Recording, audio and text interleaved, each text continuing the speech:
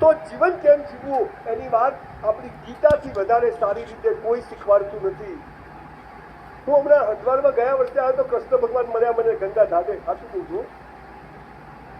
મેં કૃષ્ણ ભગવાનને કીધું આ વડીલો આવે છે કોઈ હસતું નથી, કોઈ મજામાં નથી, જેને જુઓ બધા મોઢું ખેંચેલું, જીવનમાં મજા નથી, અમાર તો નથી. આવું કેમ? ત્યારે કૃષ્ણ ભગવાને કહ્યું કે તારા જીવનની 4 અવસ્થાઓ છે. દરેક મનુષ્યના જીવનની 4 અવસ્થાઓ છે. પહેલું છે આપણો ધર્મ, બીજું છે આપણે પૈસા કમાવાના, ત્રીજું છે આપણે લગ્ન કરવાના છે, પ્રેમ કરવાનો, ચોથું છે આપણે મોક્ષ પામવાનું. ભગવાને શું કીધું? પહેલું શું છે? ધર્મ. બીજું શું છે? પૈસા કમાવા. ત્રીજું શું છે? લગ્ન કરવા, સંસાર માંડવો. ચોથું શું છે? મોક્ષ કરવો. હવે ભગવાને શું કીધું? હે મનુષ્ય, તું પૃથ્વી પર જા, પહેલું ને છેલ્લું તું કરજે, બીજું ને ત્રીજું મારી પર છોડી દેજે. ધર્મ અને મોક્ષ માટે તું કરજે, પૈસા કમાવા ને જીવન સાથી મારા હાથમાં જે તું બચતો નહીં. પણ આપણે શું ધંધા ચાલુ કર્યા? ધર્મ અને મોક્ષ તું કર, પૈસા કમાવા ને જીવન સાથી હું કરું. એટલે જે ભગવાને કરવાનું તું કર્યું અને આપણે જે કરવાનું તું એ ભગવાન પર છોડ્યું, એટલે બધો રગડો પડી ગયો. એટલે કોઈ મજામાં નથી. હવે થયું શું કે આ 4 વ્યાખ્યાઓ આપણને ખોટી શીખવાડી. ધર્મ એટલે શું ખબર નથી, પૈસા કેમ કમાવા ખબર નથી, લગ્ન કેમ કરવા ખબર નથી, મોક્ષ કેમ લેવો ખબર નથી. તમે જુઓ, તમે અહીંયા આપણને એક પાપ અને પુણ્યની વ્યાખ્યા શીખવાડી. ખબર છે પાપ અને પુણ્ય એટલે શું? ખબર જ નહીં. અમે બધા અહીંયા આવ્યા છો, હું આ બધા કપલને જોઉં છું તો એમ મને એટલી ખુશી થાય છે ને, જાણે લગ્ન કઈ ફરવા નીકળ્યા હોય ને કાશ્મીરમાં, ડોસી ડોસાનો હાથ પકડી લે, કાકો કાકીને લી હેર. આવું કદી ઘેર કર્યું નહીં હોય હે ને? આમ એવા 2 જણા હાથમાં હાથ પકડીને હેરે. હું તો કેટલાના વિડીયો ઉતારતો હતો, છાના છાના. હો, હવે અહીંયા તમે કેવા સરસ સાડી ને કપડાં પહેરીને આવ્યા છો હે? તમે જુઓ, આપણે સુરતમાં કે જ્યાં આપણે દેશમાં રહેતા હોઈએ, લગ્નમાં જાય તો કેવા તૈયાર થઈ જાય. ઘણી વાર તો આપણી વાઈફને જોઈને એમ થાય મારું બહેનું છે કે બીજાનું છે.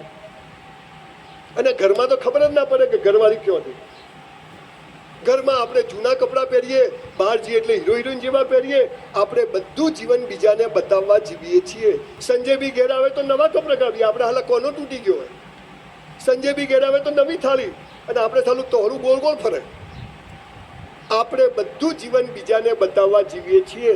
મારા લગ્ન થયા ને મારી ઘરવાળીને મેં તું પલ્લવી રોજ ઘરમાં નવા કપડાં પહેર. મને કે કેમ? મેં તું મને ગમવી જોઈએ કે ગામને ગમવી જોઈએ?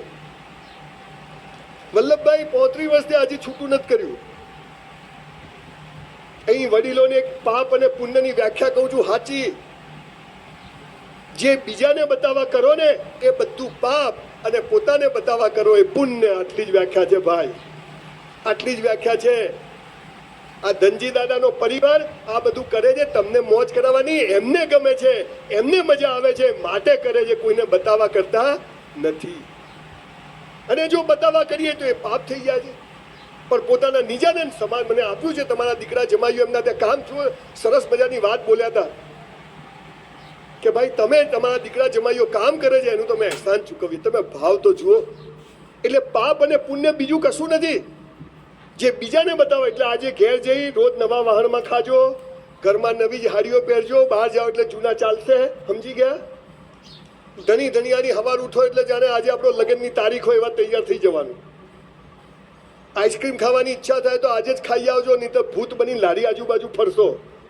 જીવિત લેવાનું આજે જ, કાલ ઉપર રાખવાનું નહીં. હવે આ 4 વ્યાખ્યાઓ શું છે એના પહેલા થોડી બીજી વાત કરું. આપણને બધું હાલું ખોટું શીખવાડ્યું છે. સમાજે, સ્કૂલે કોઈ સાચું શીખવાડ્યું જ નથી. તમે જુઓ તો મને શીખવાડ્યું સુખનું વિરોધી શું? સુખનું વિરોધી શું? દિવસનું વિરોધી શું?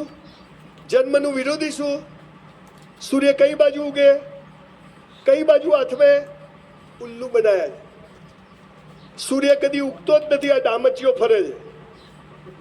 બધા કે ના સૂર્ય અહીંયા તો નહીં ગયો. અલા ના જાય. સૂર્ય તો એક દોરો હલે તો પૃથ્વી સળગી જાય. સૂર્ય અહીંયા છે, પૃથ્વી અહીં છે. પૃથ્વી પોતાની ધરી પર ફરે એટલે દિવસ રાત થાય, અને સૂર્યની આજુબાજુ 365 દિવસમાં ફરે એટલે ઋતુઓ બદલાય. હા બેટા કે આ ફરે. અલા સૂર્ય ન ફરે, પૃથ્વી ફરે. તમને શીખવાડ્યું કે સુખનું વિરોધી દુઃખ? ના. તમારા છોકરાને 20 લાખનું બાઇક લાવી આપો, સુખ જ સુખ, ઠોકીને આવે તો દુઃખ જ દુઃખ. સુખ પૂરું થાય ત્યાં દુઃખ શરૂ થાય, અને દુઃખ શરૂ થાય, દુઃખ પૂરું થાય ત્યાં સુખ શરૂ થાય. અમીરી પૂરી થાય ત્યાં ગરીબી શરૂ થાય, અને ગરીબીમાં ભગવાનનું નામ લઈને 18 કલાક કામ કરો તો અમીરી તમારો હાથ પકડી લે. તમારો જન્મ થાય મૃત્યુ નિશ્ચિત, તમારું મૃત્યુ થાય જન્મ નિશ્ચિત. એક ભાઈનો અમારો ફોન આવ્યો 6 વાગે, મને કે બાબો આવ્યો. મેં કીધું જલસા. મને કે હરી ઈચ્છા. હવે